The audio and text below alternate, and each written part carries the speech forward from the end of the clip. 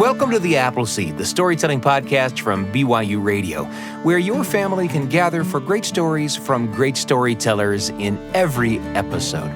And today we're going to bring you something just a little bit different than we usually do. This is a performance from David Holt and Josh Goforth. It was recorded by the International Storytelling Center and in collaboration with those good folks. We're going to bring this to you today as a bonus episode of The Appleseed. David Holt, of course, is a four-time Grammy Award winner who has preserved and performed the traditional mountain music and folk tales of the southern Appalachian Mountains. For decades, he's hosted such shows as State of Music, Folkways, and Riverwalk Jazz for public radio and TV.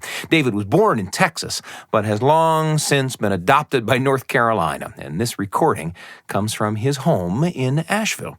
David is joined by Josh Goforth. Josh was born and raised in Madison County, North Carolina, and started his career by learning music from the elders in his small community. And he later studied bluegrass and mountain music at Eastern Tennessee State University and has performed all over the world, all kinds of music with all sorts of folks. David and Josh have performed together for years with their unique blend of mountain music and storytelling, and we really think you're going to love it today. We want to thank the International Storytelling Center again for recording this concert as part of their Storytelling Live series. And they're located, of course, in Jonesboro, Tennessee, and they produce the National Storytelling Festival every October. And if you love storytelling, they have a lot of content online. So without further ado, here's David Holt and Josh Goforth with Appalachian Stories and Songs. Hi folks, great to be here with you. We're in my living room here in Asheville, North Carolina. Josh, let's start off with a song from our friend and mentor, Doc Watson. All right. This is one that Doc recorded early on. You don't hear it very many times, but it's a song we need today, I think, called The Cloud's Gonna Roll Away.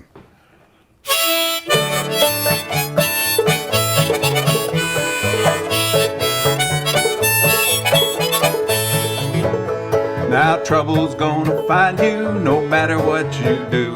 So never trouble till trouble troubles you. Oh, the cloud's gonna roll away, the cloud's gonna roll away. I don't care how hard it rains, the cloud's gonna roll away.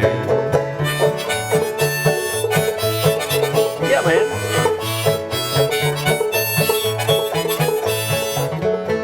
Now the lightning bug, he never knows just what he's going to find. So he keeps on flying round and round with his little light on behind. Oh, the cloud's gonna roll away, the cloud's gonna roll away. I don't care how hard it rains, the cloud's gonna roll away. Play it, John.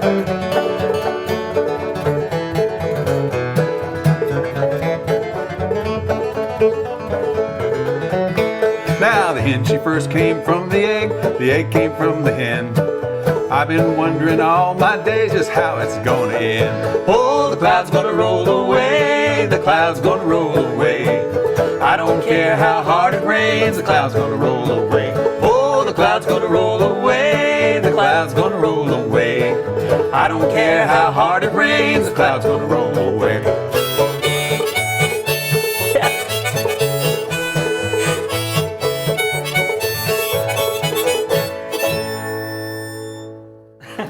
That's a good one. So this next tune is from a fellow that used to live up in Sodom, North Carolina, that I learned a lot of my early music from, Bard Ray. And Bard was quite a character. He said, I only know two chords. One's the A chord and one ain't. Here's what the ain't chord sounded like. You like to get that bluesy note in there. That's funky. Yeah, tell us about this tune.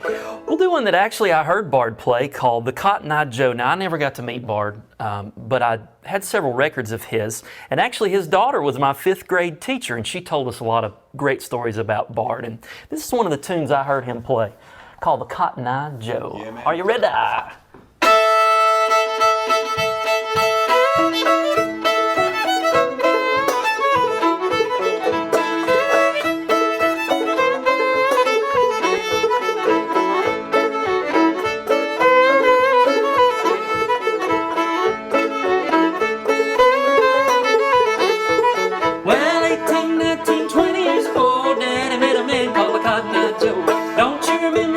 Don't you know Daddy worked a man called a Cotton-Eyed Joe? Where did you come from? Where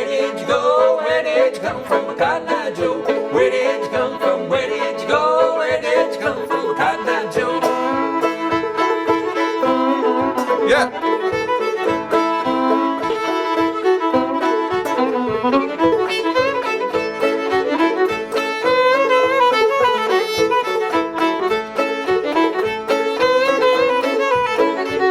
When it came into town with a medicine show, everybody loved old Cotton Eye Joe. Tune up the fiddle, rosin up the bowl, play a little tune called Cotton Eye Joe. Where did you come from? Where did you go? Where did you come from, Cotton Eye Joe? Where did you come from? Where did you go? Where did you come from, Cotton Eye Joe?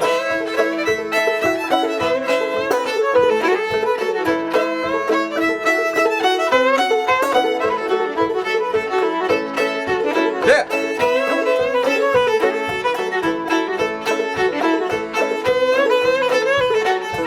Well, a shoestring fiddle and a cornstalk boy playing a little tune called a Cotton Eye Joe. Don't you remember and don't you know Daddy fiddle tune called a Cotton Eye Joe? Where did you come from? Where did you go? Where did you come from, a Cotton Eye Joe? Where did you come from? Where did you go? Where did you come from, Cotton Eye Joe?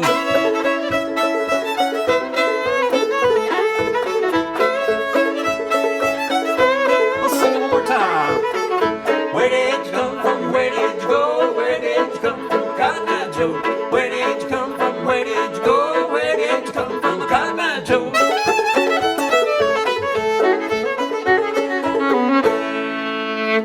Cotton Eye Joe, that's a good one. Or as they say around here, that's a good one. Good one. So I want to show you an instrument I found up in that little community of Sodom. Now, Josh, you grew up in Lonesome Mountain, which is right down the road from Yeah. Sodom, right? We call it the gateway to Sodom.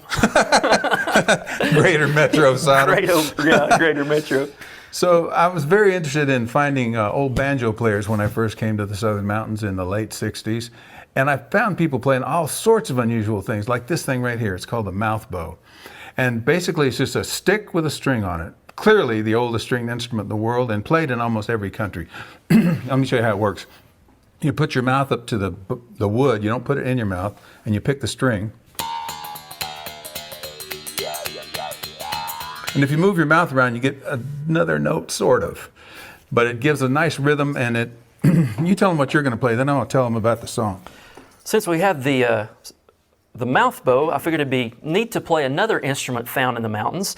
And this is an instrument that David collected over in Burnsville, North Carolina. Now, he told me that the only instrument they were playing at this dance he went to was this instrument right here. Yeah. All it is just a stick with bottle caps nailed to it, and they call it a stump fiddle. And it sounds like this. So we're going way back. Call old time music for sure. So this is a song about the drovers. Now these were people who drove cattle and pigs and wild turkeys all the way from East Tennessee, Asheville, all the way down to Charleston, South Carolina in the early 1800s. That was a long ride, mostly on foot actually. So here's a song I wrote called The Drovers.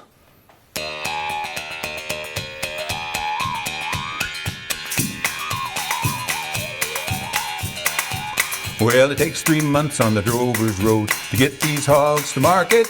Oh, I'll come back with a wagon load and a few coins in my pocket. Trading hogs for china dishes, coffee guns and salted fishes. I may never know what rich is. All I do is barter.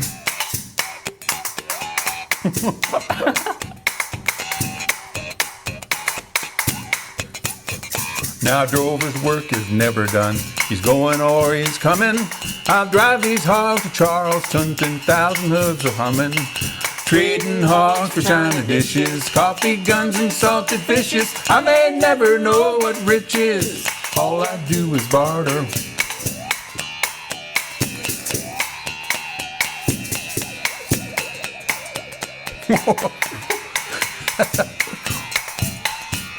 Well, we turn our corn into sour mash. From sour mash to whiskey, it'll keep them warm on a winter's night and make their loving frisky. Trading hogs for china dishes, coffee guns and salted fishes. I may never know what rich is. All I do is barter.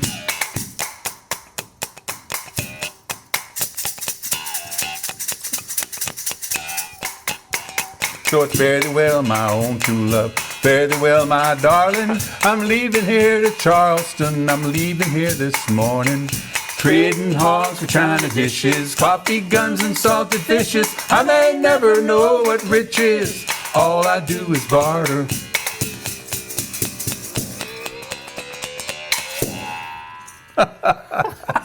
Never know what's going to happen with that instrument. Some modern mouthbow playing. Yeah, that's right. Yes, it's the progressive school of. Well, let's actually take you back to Madison County and kind of give you something that also sounds kind of ancient. Of course, I grew up in what we call a blended family because my mom and dad grew up on different creek lines. Now, my Dad's family, of course, were the banjo players and the storytellers and the fiddle players, but my mom's family did the religious music. Now, I went to a Baptist church when I was a kid, and we didn't have a piano, as my sister called it, or anything, so we would sing a cappella.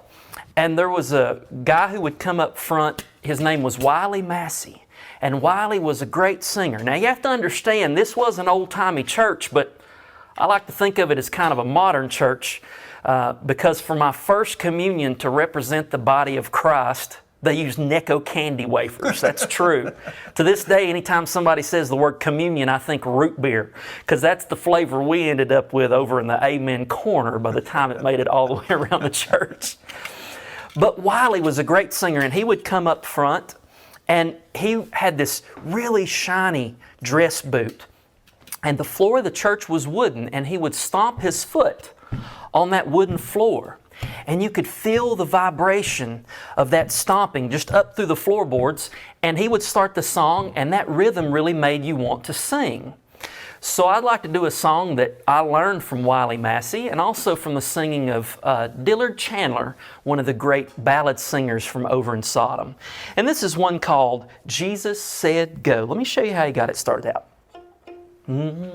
He'd started like this.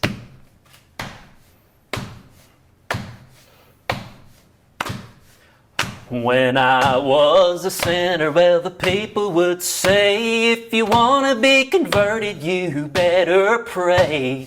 Trust in them who's found the Lord, for He has promised a sure reward. Jesus said, go, and I'll go with you. Preach the gospel, and I'll preach with you. Lord, if I go, tell me what to say, for they won't believe on me.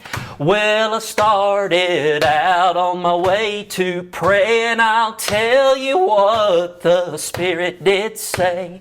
Come unto me, for I am the way, and I intended to try to pray. Jesus said, go, and I'll go with you. Preach the gospel, and I'll preach with you. Lord, if I go, tell me what to say, for they won't believe on me.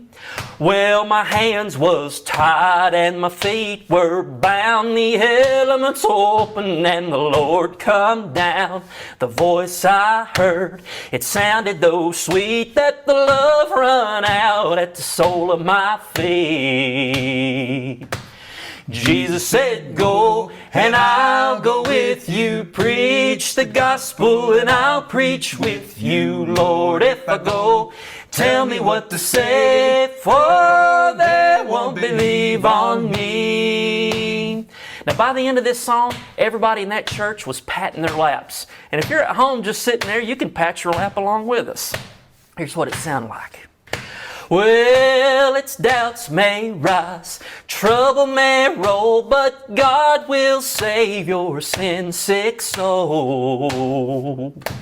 Jesus said, go, and I'll go with you. Preach the gospel, and I'll preach with you. Lord, if I go, tell me what to say, for they won't believe on me.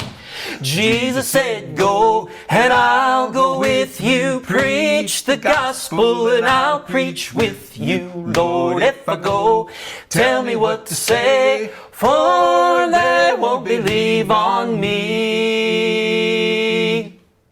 Nice, Josh. That's a good one. So, one of the groups I played with when I first came to Asheville was a group called the Luke Smathers String Band. Now, these were mountain boys back in the 1920s, and they learned, all the old mountain tunes, Mississippi Sawyer, Soldier's Joy, all that stuff. But they began to hear the radio. It came into their part of the mountains in Canton, North Carolina, and they heard songs like Alabama Jubilee and all kind of swing tunes, just every kind of swing tune you can imagine. Take Me to the Ice House Lizzie. There's one, yeah. Oh, they were full Sweet of Georgia unusual Brown, tunes. yeah. Sweet Georgia Brown, thank you. And so they would learn to play those songs, but sort of in a cross between a mountain style and a swing style. And we call it mountain swing music. I played with these guys for 8 years. And then, Josh, you got to meet Luke and play with him some too, didn't you? I did. Actually, the first record I ever owned was the Luke Smathers String Band, and David was on the record, so that was pretty cool. And Luke was such a kind person, and got to go over because they would have a practice, of course, every Sunday in his kitchen. And so I got to go over and play some of these swing tunes with Luke Smathers and the wonderful band. Josh, the band was together from 1929 till the mid-'80s when Luke passed away. And they didn't care about doing a gig. They just liked to practice. And they'd practiced every Sunday night since 1929. It was incredible. So they were real good. And they had a lot of fun doing it. Oh, yeah, they did. I think this was probably one of the ones we played at one of my sessions over at Luke's. And it's on that record that David Holt's on. It's called Darkness on the Delta. Here's how it goes.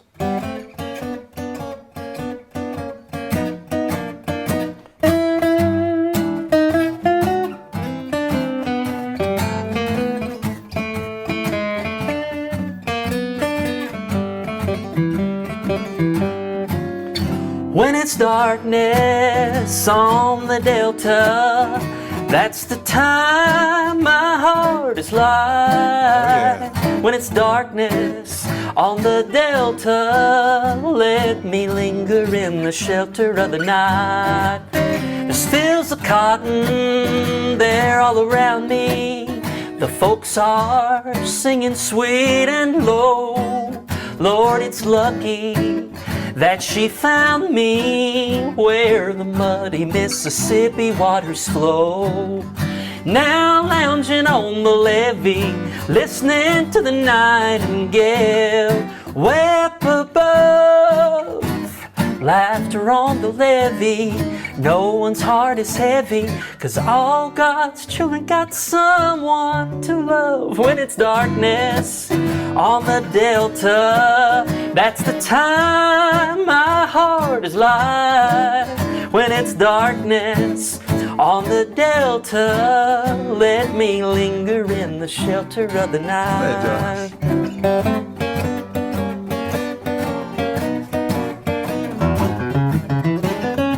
Oh, yeah.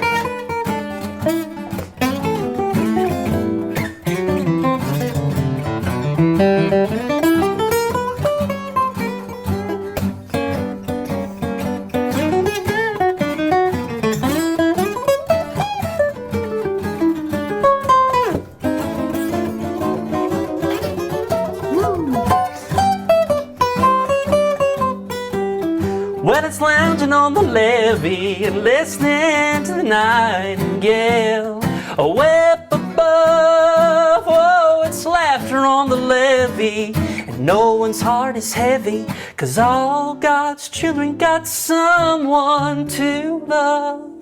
When it's darkness on the Delta, that's the time my heart is light. When it's darkness on the Delta, let me linger in the shelter of the night. Beautiful. I love that song. Yeah. Why don't you pick them a flat picking tune? Oh yeah, let's do that. That would be fun.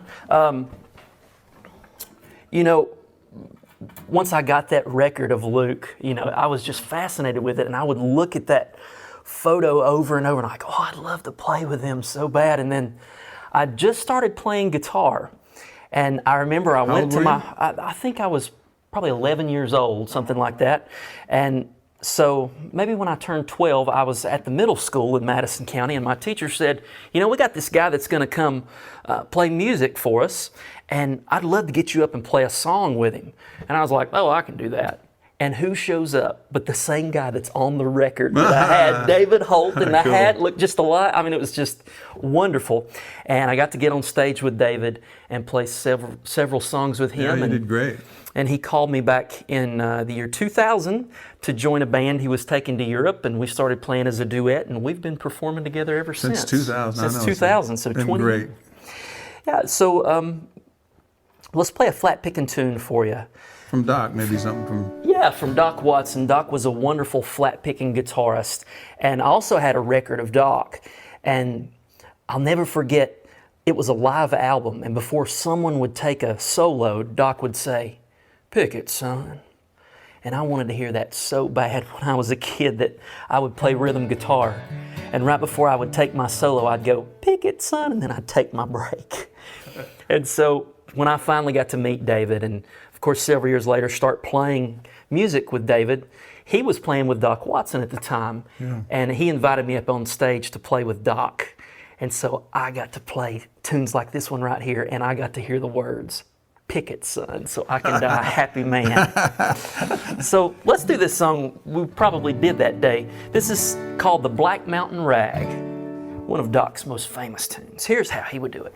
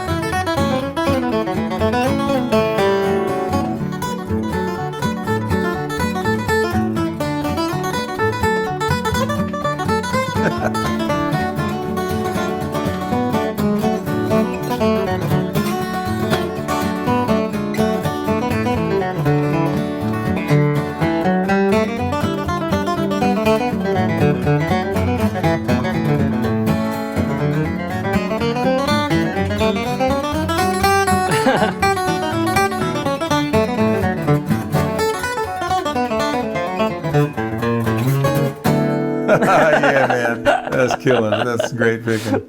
Oh, that was fun. Josh, let's tell them a story. Yeah, absolutely. This is a story from Cherokee Indians that live around this part of western North Carolina.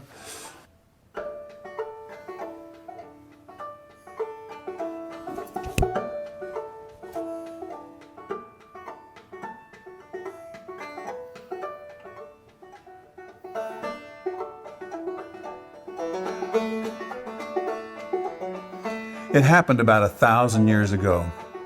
There was a Cherokee hunter going through the Blue Ridge Mountains. He had a big buck deer in his sights.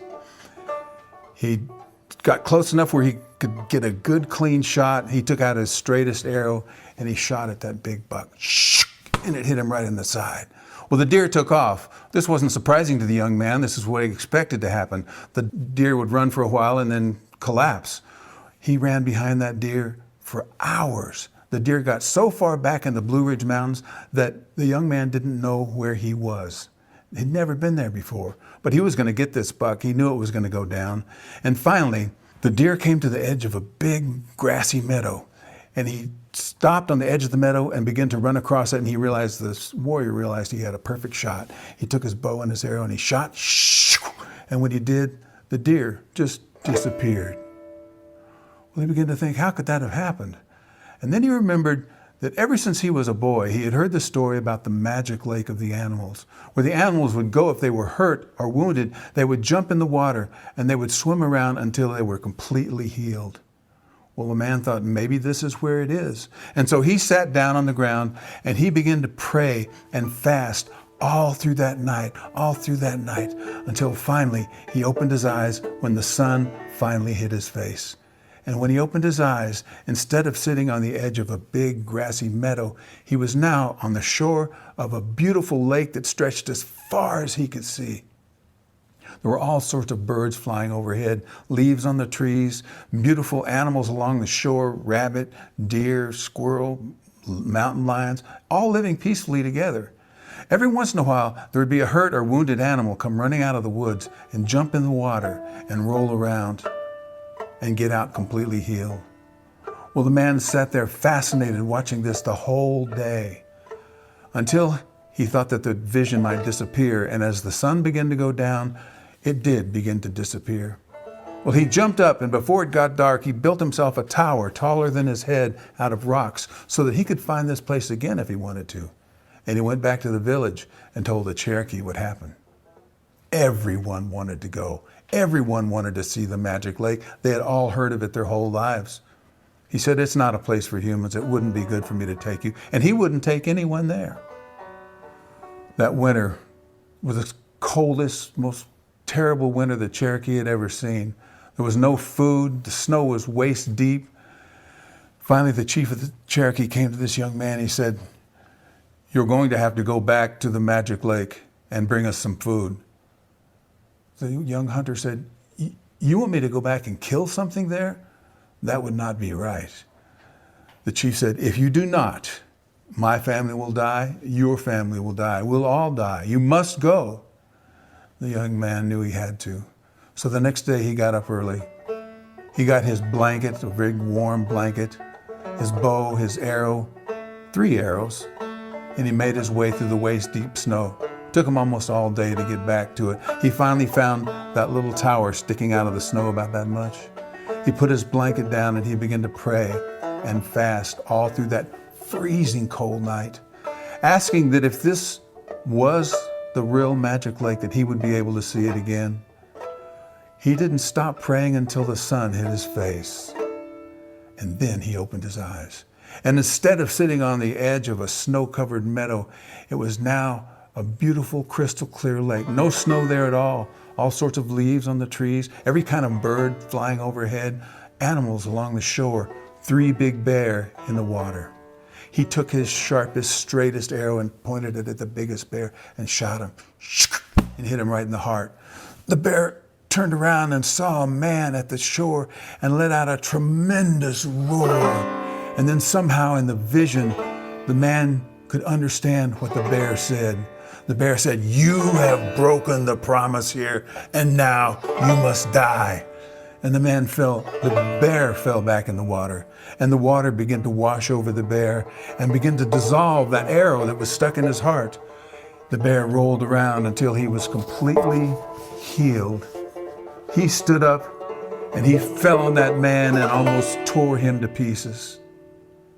When at last the man came to, he realized he was barely alive. He was face down in the mud. He could see his hand was totally torn and tattered. The skin was gone from his hand. He could see it was gone from his arm. He knew it was gone from his back. He could hardly move. He knew he wouldn't live long. But with what little bit of strength he had left in that hand, he dropped it in that lake. And that water began to wash over that hand. And that water began to heal that hand until the skin had grown back. And then with the strength in that hand, he pulled his arm and dropped it in the water. And the lake washed over his arm until his arm was completely healed. And then with the strength in that arm, he raised up on his elbow and he rolled and he rolled and he rolled until he was completely whole. He stood up. He was so tired. He started to walk towards the shore and he just fell face down in the mud. When he came to, he realized he was cold and stiff, and he lifted up his head and he saw he was face down in the snow. He looked off to the side, and for as far as he could see, there was a snow-covered meadow. He stood up to look for animal prints, but there were none. There was just his blanket, his bow, and 2 arrows. He picked them up and he went back to the village and told everyone what had happened. And from that day to this, no human being has ever seen the magic lake again. But the Cherokee will tell you, it's out there, unseen by us, the magic lake of the animals.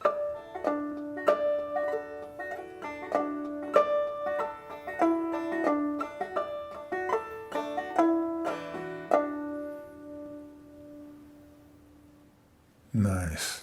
Beautiful. I love that story. Beautiful. Let's shift gears here and talk about Etta Baker. Etta Baker was one of the great guitarists that lived around Western North Carolina, a friend of mine for 40 years. I would take her around to the schools and we would do concerts all around the state. And one time we were driving along, she looked up at me and she said, "Davy, do you like to drive fast?" Now here she is, like 86 years old. I said, "No, Etta, I don't really care about driving fast." She said, "Oh, I dearly love to drive fast." She said, "I used to have a 1968 GTO, had 440 horsepower, 4 on the floor, dual barrel carbs, positive traction rear end, and Tiger Paw radios." She said that thing would do 180 miles an hour. That's what it said on the speedometer. I said, "Etta Baker, you mean to tell me that you drove your car 180 miles an hour up and down I-40? Because where else would you do it?" She said, "Oh, no, I made a deal with the Lord. I promised him that if he would never give me a ticket, I'd never go a mile over 150. She still had that car, too. Like to have been in the car once she was driving 150. Should have been something else. She was just such a quiet, sweet lady. You wouldn't expect that, you know? So let's do one of her songs. Etta was known for a style of guitar playing called Piedmont blues, where she was picking with her finger, and you've got picks on there. And I do, and she would use her thumb, of course, on the bass notes. Yeah. Kind of get a little rhythm going in you. And do the melody notes with the other fingers. And right, so it's almost like a whole band in one hand. Absolutely. You know, she started playing when she was 3 and practiced an hour a day for 90 years. Makes me feel terrible. She was a very clean player. It paid off for her. So let's do this Railroad Bill. This is Railroad Bill was a real outlaw. Morris Slater lived in Alabama, and they say he was so tricky that he could turn himself into a cat and get away. Yeah. Wow. Anyway, here's this old folk song, and you're welcome to sing along with us.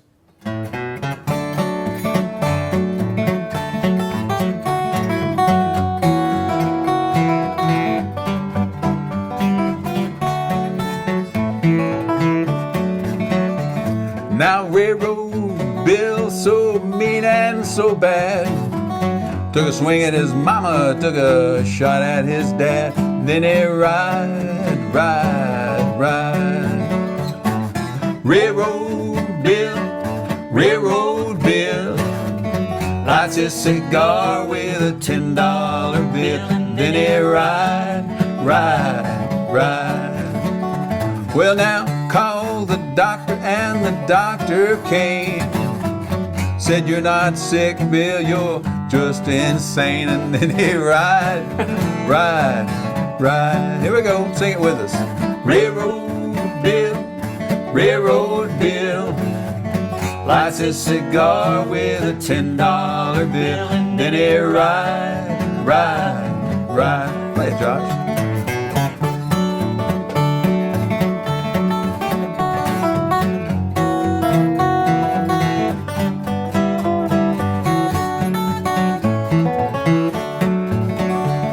Now Railroad Bill turn into a cat. All you'd find is his old gray Stetson hat. Then he ride.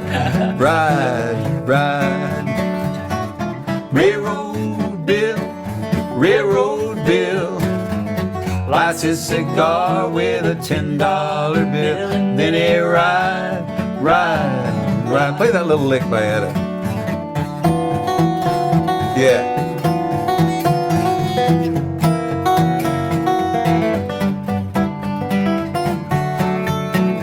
Let's sing it one more time. All right.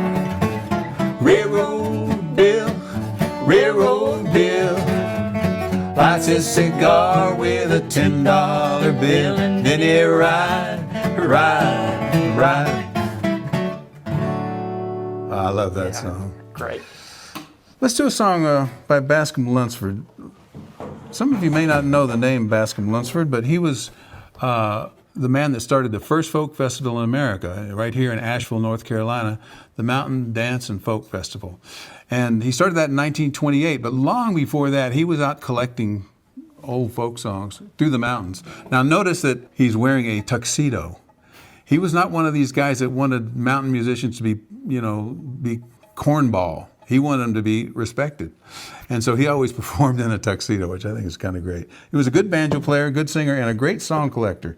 In 1904, he collected the song from a young woman, a 15-year-old woman in Graham County, North Carolina, named Leila Ammons. And this is the only place he ever found the song. The only place I've ever heard it either is from Bascom. Have you? It is the only place that I've heard this song. I think maybe Woody Guthrie might have heard it from Bascom, maybe, or Arlo Probably, Guthrie. because he did record it. He did record it, yeah. So this is for anybody who's had to leave a place they dearly loved.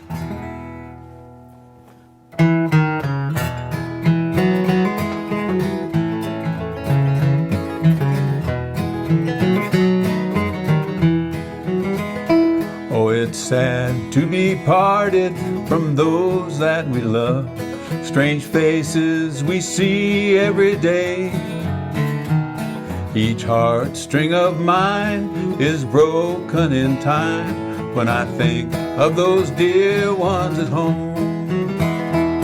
Goodbye, dear old stepstone, goodbye to my home. God bless those I leave with a sigh. I'll cherish fond memories when I am far away, to roam o'er this wide world alone.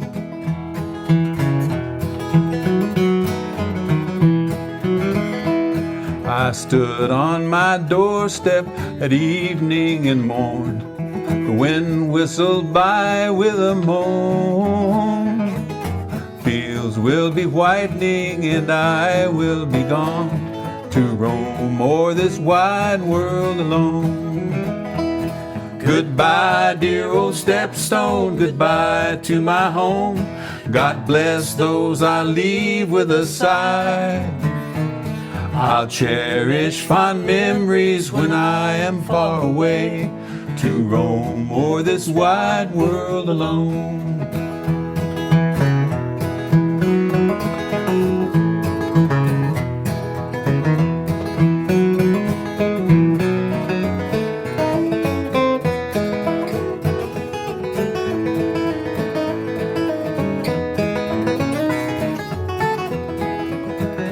Well, I stood on my doorstep when school time was o'er.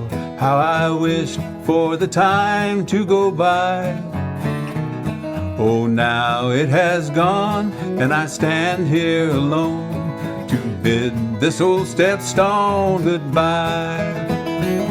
Goodbye, dear old stepstone, goodbye to my home. God bless those I leave with a sigh. I'll cherish fond memories when I am far away, to roam o'er this wide world alone.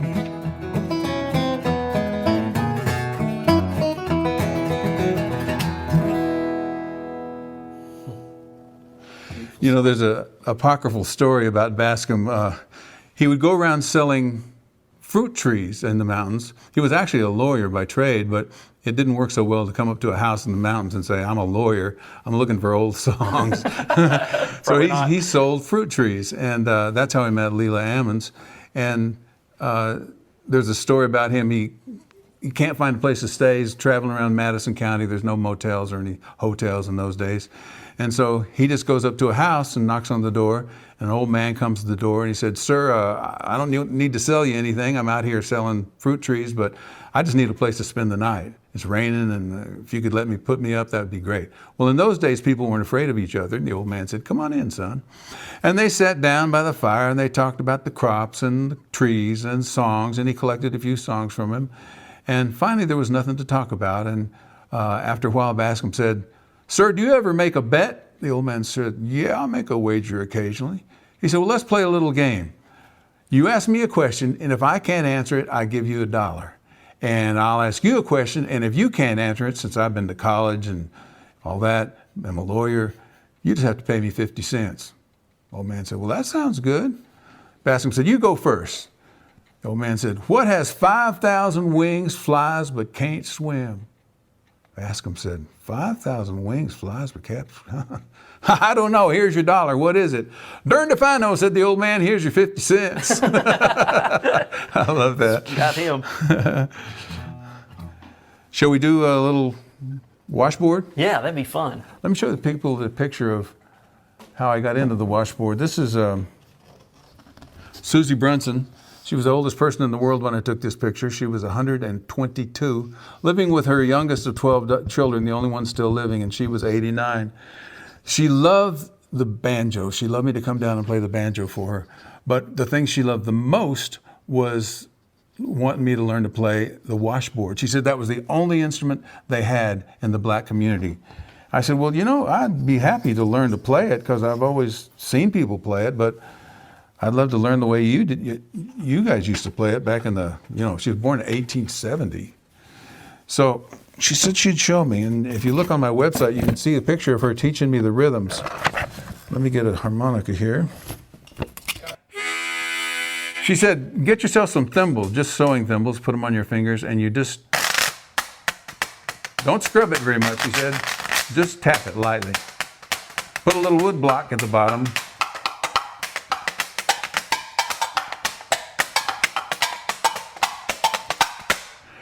And that's the way you play the washboard. Now, after Susie passed away, I thought that was fascinating to find the oldest person in the world. And the next oldest person in the world was Mary Thompson after Susie passed away. She was 120. And I asked these people, what was your favorite song? Well, her favorite song was a song called Greasy Greens. I'd never heard of it. Had you ever heard Greasy Greens before I played it? Never. No, I hadn't either. And I said, well, I'll try to learn it for you and come back and play it for you. So I asked my friend George Higgs, who lived down in Tarboro, North Carolina, and he said, yeah, I think I know it good enough I can show it to you so you can go back and play it for her. So Josh and I are going to play a little bit of Greasy Greens, Mary Thompson's favorite song. By the way, she said she lived that long by just minding her own business. Good advice.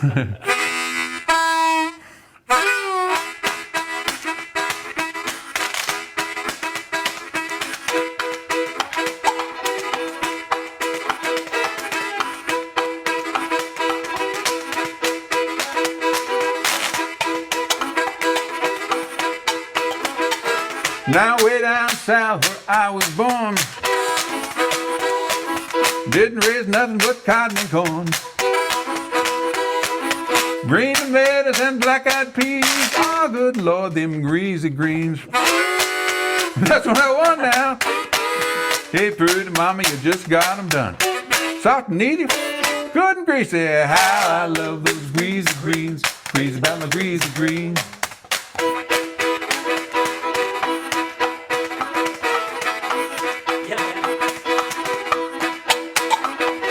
Now I'm a man from New Orleans, crazy about my greasy greens. If I don't get them 3 times a day, well, I'll get mad and I'll walk away. That's what I want now. Hey, pretty mama, you just got them done. Soft and easy, good and greasy, how I love those greasy greens. Crazy about my greasy greens.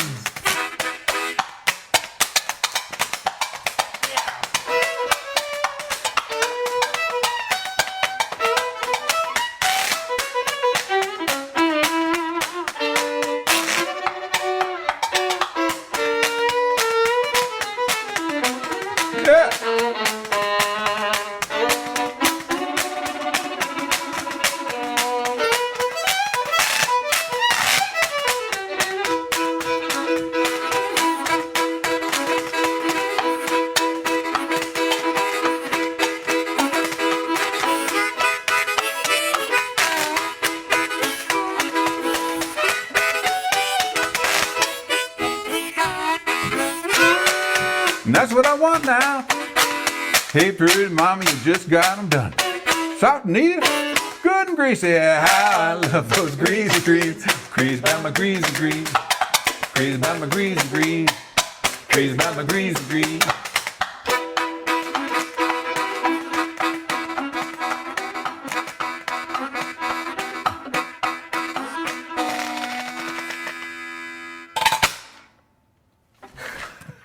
That was good and greasy, I think. That was definitely greasy. Greasy listening, I like to say. That's right. Josh, tell me about the ballads. You grew up, Sodom, Laurel, and Lonesome Mountain, all that area of Madison County, North Carolina, was known for ballad singing, as you well know, because you grew up in it. I got some pictures of some of the old singers if you want to tell them about them.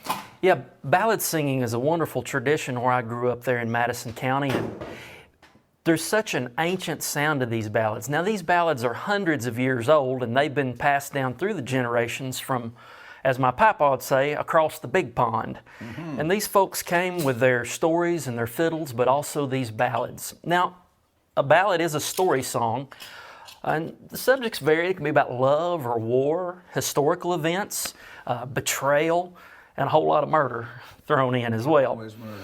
And in that little community of Sodom were some of the finest ballad singers singing in some of the most traditional ways of these ballads that had not survived in England, but had survived in these mountains in western North Carolina. Like this person right here, Deli Norton. Deli was a wonderful ballad singer and had this archaic way, this style of singing that you'll hear some once I start singing this ballad. And she was one of David's main influences, I know for certain. Yeah. And then, now these ballads are sung in a certain style that is powerful. You'd sit on somebody's porch like this fella right here, Kaz Wallen. Now, Kaz was a powerful singer, and his voice would echo just across all those mountains. And David was telling me that Kaz said to practice his singing, he would sing up into a holler. And if he could hear his voice echoing back, he knew he was singing with the right amount of intensity. Boy, he was powerful, wasn't he? Absolutely. Oh, yeah. Absolutely powerful. You could just feel it, just vibrating everything, your whole body. And so I'd like to sing one of those traditional ballads from Madison County, and it's one you might be familiar with because it is one of the famous ballads. And I'll sing it in that old style, probably pretty different than you've ever heard. This is called Barbara Allen. In Scarlet Town, where I was born, there lived a fair maid dwelling, made every youth cry well a day, and her name was Barbary Allen. 'Twas in the merry month of May, when all the flowers were a-blooming, sweet William on his deathbed lay, for the want of Barbary Allen. He called his servant to his side, said, "Go and quickly find her." He said, "Go unto the town, my friend, find the one named Barbary Allen." Well, he searched high and he searched low. When in the town he found her, he said, "Fly with me, my pretty fair miss, if your name be Barbary Allen." So slow lie, she got up, and slow lie she drew nigh him, and all she said at his bedside was, "Young man, I think you're a-dying. Don't you recall last Saturday night, when we's all at the tavern, you gave a toast to the ladies all, but you slighted Barbary Allen?" Yes, I recall last Saturday night, when we's all at the tavern, I gave a toast to the ladies all, but I gave my heart to Barbary Allen. Oh, take it back, I'll have it not, for you have treated me so sorely. Next Saturday night at the tavern, my friend, I'll treat you just as poorly. So he turned his head unto the wall, and with a breath and a sighing, that night sweet William drew his last for the one of Barbary Allen. Well, she was riding all through the town when she heard the death bells a-tolling, and with every ring they seemed to say, hard-hearted Barbary Allen. Go, mother, oh mother, please make my bed.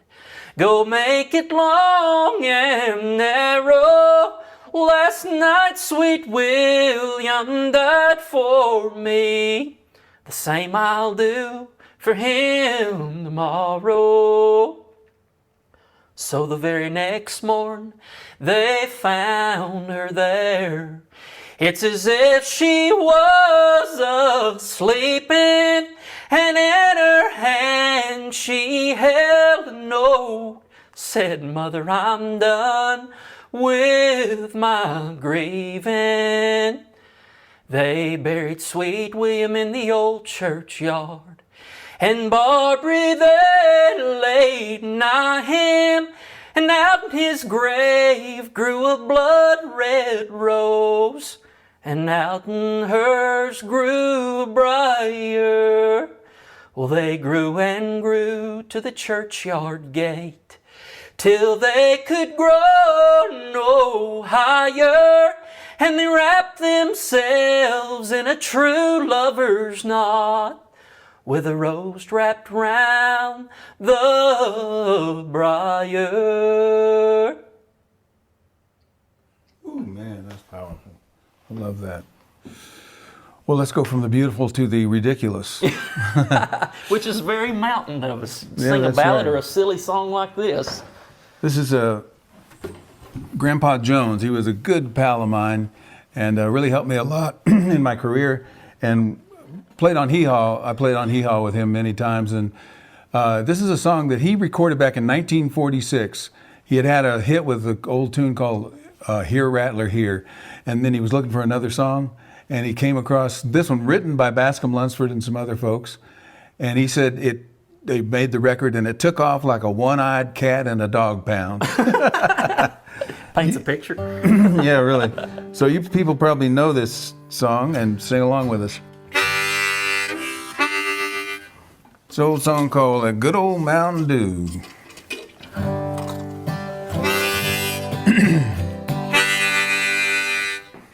Red Eye? Yeah.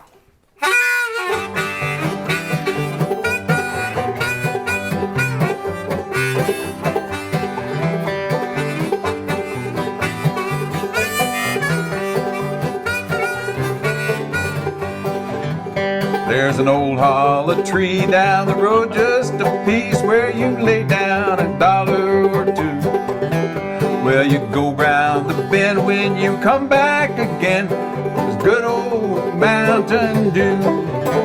Hey, they call it that good old Mountain Dew. And them that refuse it are few. I'll hush up my mug if you fill up my jug with that good old Mountain Dew. Well, my Uncle Mort, he is sawed off and short. He measures about 4'2". He was short. But he thinks he's a giant when they give him a pint of that good old Mountain Dew. Here we go.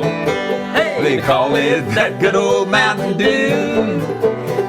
Them that refuse it are few. I'll hush up my mug if you fill up my jug with that good old Mountain Dew.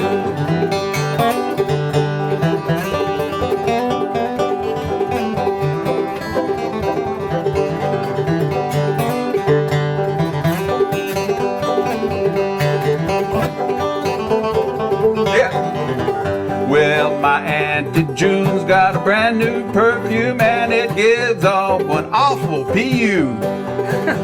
She had it analyzed and much to her surprise was good old Mountain Dew. They call it that good old Mountain Dew. Them that refuse it are few. I'll hush up my mug if you fill up my jug with that good old Mountain Dew. Well, my Uncle Bill, he runs a still on the hill. Lord, he runs off a gallon or two. And the birds in the sky get so drunk they can't fly on that good old Mountain Dew. Hey, they call it that good old Mountain Dew. And them that refuse it are few. I'll hush up my mug if you fill up my jug with that good old Mountain Dew. I'll hush up. I'll hush up my mug if you fill up my jug with that good old Mountain Dew. Hey! What a crazy song. Well, we definitely wanted to tell you some stories. And this is one of the quintessential mountain scary stories. Josh, can you hand me that steel guitar back there? Yeah, getting serious now.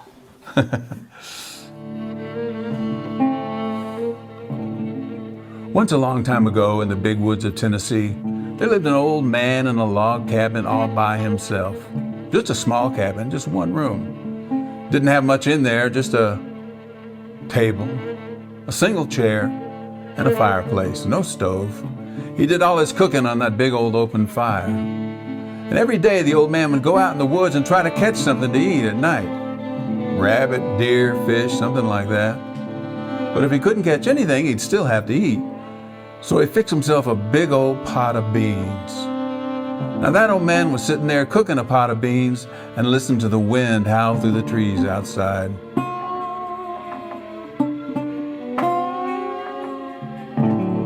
He was just lost in his thoughts, watching that fire burn down and those beans begin to boil, just about to nod off to sleep, when he looked down and he saw some kind of a creature start to stick its head up through a hole in the floorboards of the house. Well, it was a creature like he'd never seen before. That thing was as big as a dog, but it was no dog, because it had fiery red eyes and long, sharp, pointy teeth. And when it came in the room, he could see it had a tail, like a giant green rat's tail. Now he realized he should have fixed that hole in the floor early last summer, but it was too late now. That thing was in the cabin. He leaned over and in the darkness, he picked up the axe. When that thing came in the room, he chopped at it. It let out an awful yell and went running back out between the floorboards of the house. Now that old man had lived in those woods his whole life, and he had never seen a creature like that before. But there its old tail was, still sitting on the floor, flopping around. Well, he reached down and he picked it up, and it was a big old long green thing, and it didn't have any hair on it, and it had a lot of meat on it, and well, he didn't have any meat for those beans, so he just dropped that tail into those beans, cooked it on down, and then like a fool, he ate it.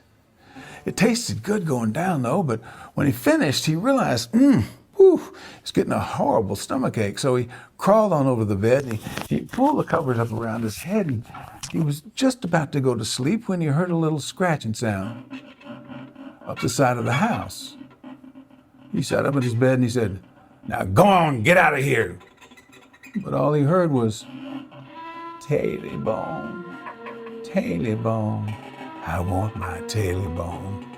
Well, the old man figured somebody was out there trying to play a trick on him. He said, "Now go on, get out of here, whoever you are."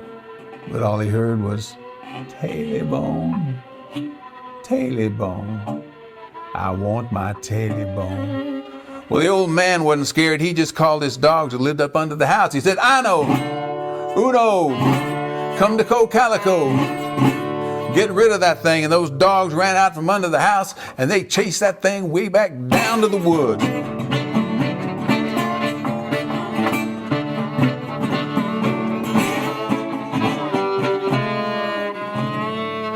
The old man went to the door and he listened, and way down in the woods he could hear those dogs barking. Well, He went back in the house. He knew they were mean dogs. They'd get rid of that thing. He closed the door, didn't even bother to bar it shut. Crawled into bed, went right to sleep. He hadn't been asleep long, though, when he heard a little scratching above the door. Yeah, something was trying to come in through the door. He said, now looky here. I told you to get out of here. Go on, yeah. But all he heard was, Taily bone, Taily bone. I want my taily bone. The old man was mad this time when he called his dogs. He said, Ano, Uno, get rid of that thing. And those dogs almost tore down the fence getting at that thing this time.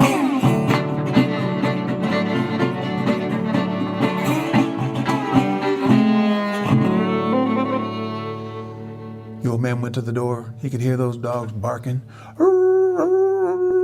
He turned around feeling safe, going back in the house when he heard.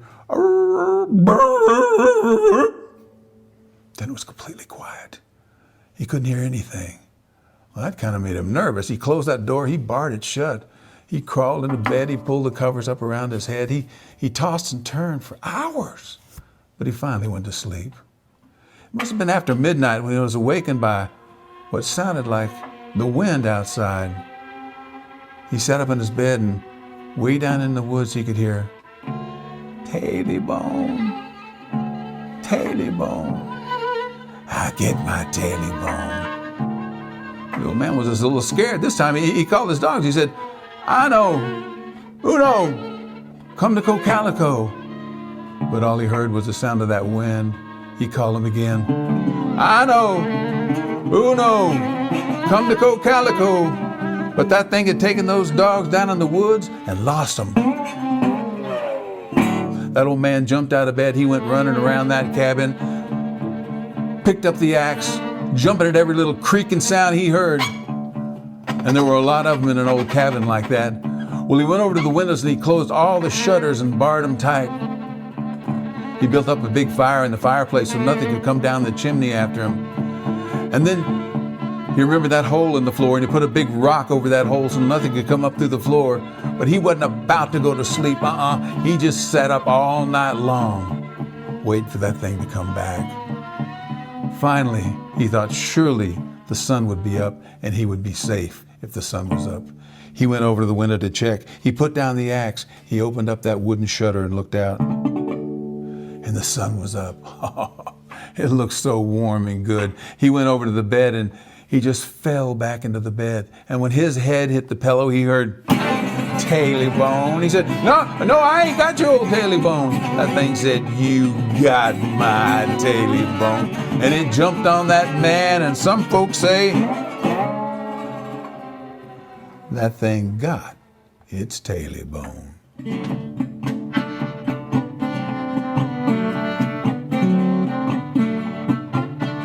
Now you can go down to the big woods of Tennessee this very day.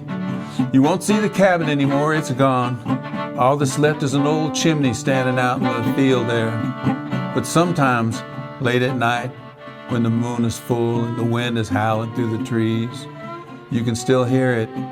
It'll say, Taily bone, taily bone, I got my taily bone.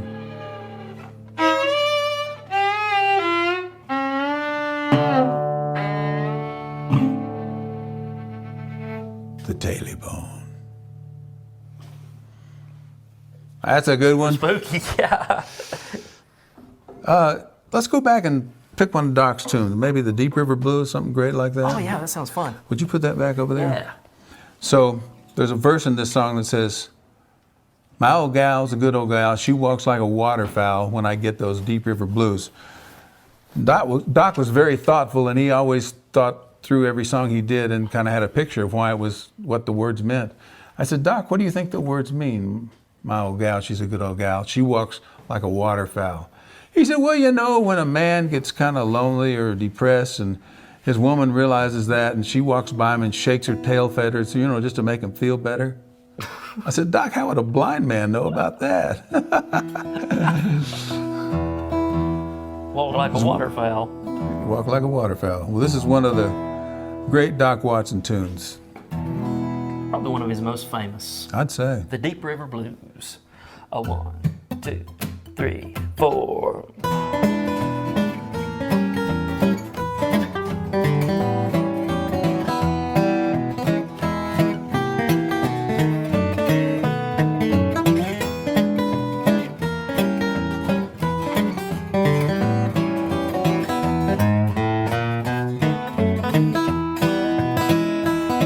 Now let it rain and let it pour, let it rain a whole lot more, 'cause I got them deep river blues.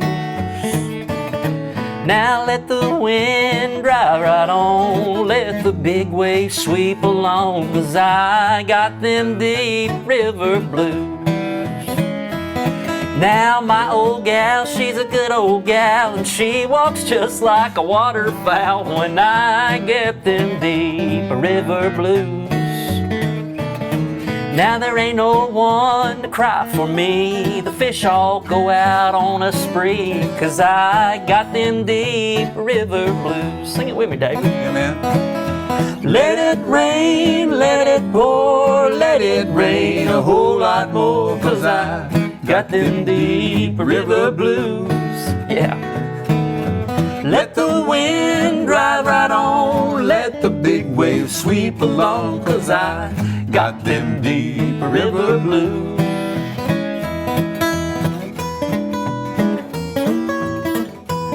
Pick it, son.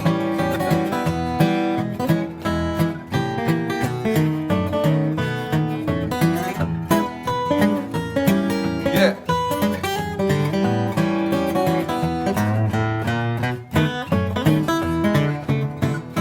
Now I'm going back to Muscle Shoals. Time gets better there, I'm told, when I get them deep river blues.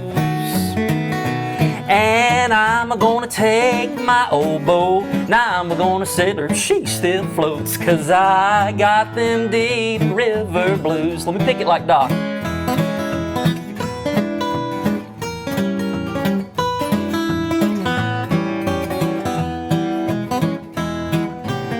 Oh, that's sweet.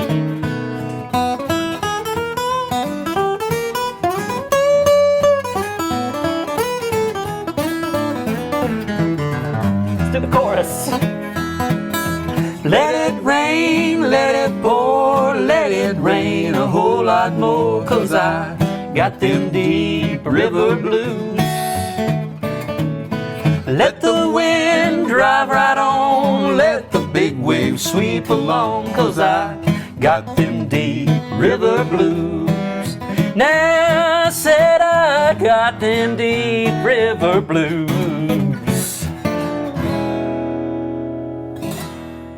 Great. I want to tell you about Ray Hicks. He was the patriarch of mountain storytelling. I took this picture on his front porch one day, and you can see he was a 19th century man living in a 21st century world. All around him here are kindling, and around the whole house was kindling that he cut. He said, "If you cut your own wood, it warms you twice, once when you cut it and once when you burn it." I said, "That's good advice, Ray." I said, "What's this little pentangle up here at the top of on the porch?" He said, "Oh, that's to keep the witches away." I said, "Does it work?" He said, "Well, most of the time." If you met Ray Hicks, or you even saw Ray Hicks, the first thing that would catch your attention was the fact that he was almost 7 feet tall, long and lanky. And the other thing was he had the most unusual mountain accent. He talked way back down in his throat like this and rolled the words around until he turned them loose into the world. He loved to talk. He had an accent that would just draw you in. He would tell me that once when he was little, if they got hurt, if they cut in their hand, they would stuff it full of dirt and that would heal it. He said, "There's no dirt in the world that'll do that anymore." I said, "Why not, Ray?" He said, "Jet fuel all over the world." Now, Ray Hicks was what we call an all-day talker. You'd come to his house, he wouldn't even say hi or anything like that. He would just go, "And so," and start telling a story. Like you had walked in the middle of a story that had been going on for 2 weeks, and it probably was the case. That's exactly what it was. He said, "And so Jack looked up, and there in the woods was a big old man coming through the woods with a big old head. He was knocking his head against rocks and trees and sticks and not even hurting a hair on his own head. Jack said, "Hello there, who are ye?" He said, "I'm Hardy Hardhead." Jack said, "Hardy Hardhead, you must be. Get into my ship." And he'd go on like that all day long. You just have to sit there and listen, which was fun. But when it's time to go, you just had to stand up and say, "Ray, gotta go." And so he kept going with the story. I'd walk through the front room of the house. He was walking behind me. So, Ray says, "Jackie boy, don't sell the cow. Your mama says we gotta sell the cow, but we ain't got no victuals, but we're gonna have to have something to eat." He said, "If you do sell the cow, don't sell it for less than $50. By this time, I'm up in my car, got the window rolled down. I said, "Okay, Ray, $50. He said, "Don't sell it less than $50. I said, "Okay, Ray. I'll see you. I'll see you in a couple of weeks. I love you." I start to drive off, and he's just standing out there in the middle of the road, still telling the story. I once said, "Ray, do you know any short stories? Do you know any short stories?" He said, "I learned this one when I was a boy." He said, "If you took all the trees and put them into one tree, what a great tree that would be. If you took all the axes and put them into one axe, what a great axe that would be. And if you took all the men and put them into one man, what a great man that would be. If you took all the water and put it in one water, what a great ocean that would be. And if that great man picked up that great axe and chopped down that great tree and it fell in that great ocean, what a great splash it would be." That was the story.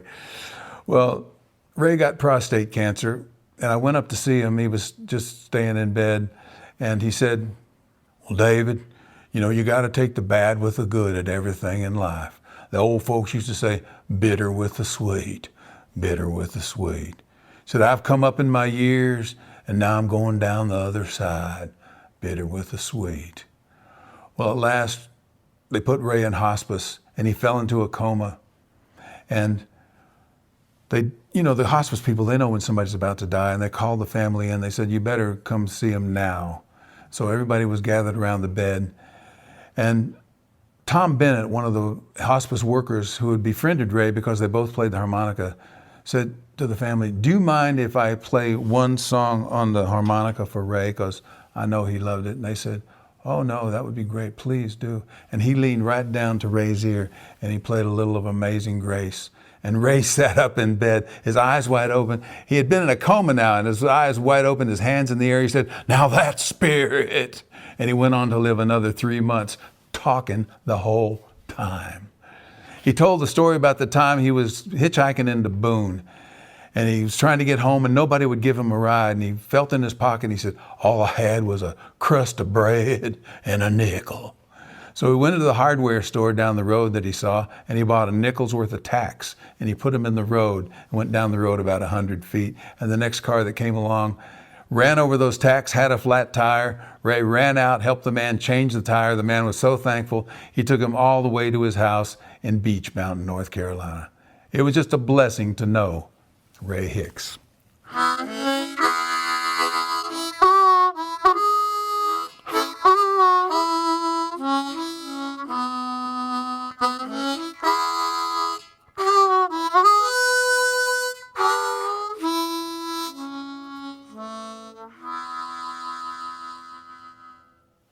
Ray Hicks.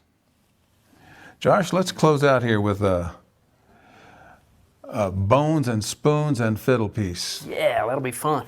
The bones were my very first instrument. Here's a picture of my dad playing a pair of bones that were made during the Civil War by my great-great-grandfather, who was that guy right there. He left Alamance County, North Carolina in 1858 and moved to Texas, and that's how my family got there. And we're going to put together the bones and the spoons. And what are we going to play, Josh? What tunes do you want to do? We'll do a couple of different tunes. Since the bones are an Irish instrument, let's do the Star of Munster, which is an Irish tune. I love that tune. And then we'll follow it up with a good kind of Southern Appalachian tune called Hell Broke Loose in Georgia. All right. So, here we go. Star of Munster.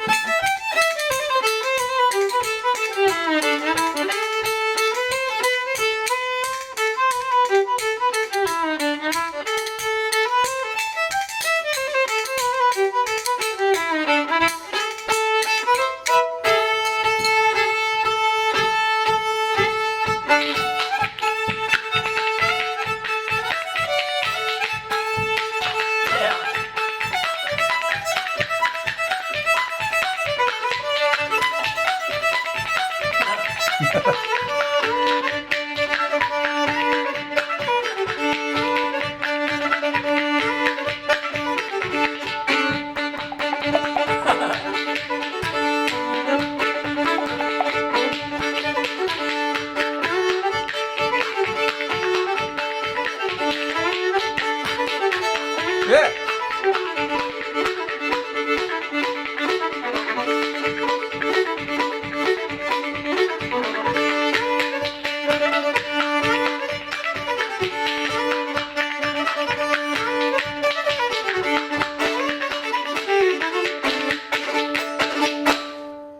Yeah.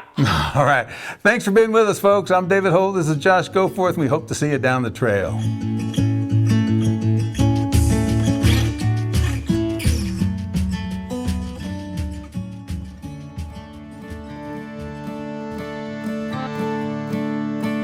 We want to thank David Holt and Josh Goforth for their music and stories today. And of course, again, to the International Storytelling Center, a big thanks for giving the Appleseed the opportunity to share these stories and songs with you. Before we let you go, we want to make a special announcement. Starting next week, with the launch of Season 12, the Appleseed will also be a video podcast. You can still listen to us, of course, on your favorite podcast platform, but you can also head over to YouTube and see all of your favorite tellers, and of course me as well, in living color, for better or for worse. We're excited to be seeing you soon on the Appleseed in an exciting new format. Thanks for joining us today. We'll see you next time.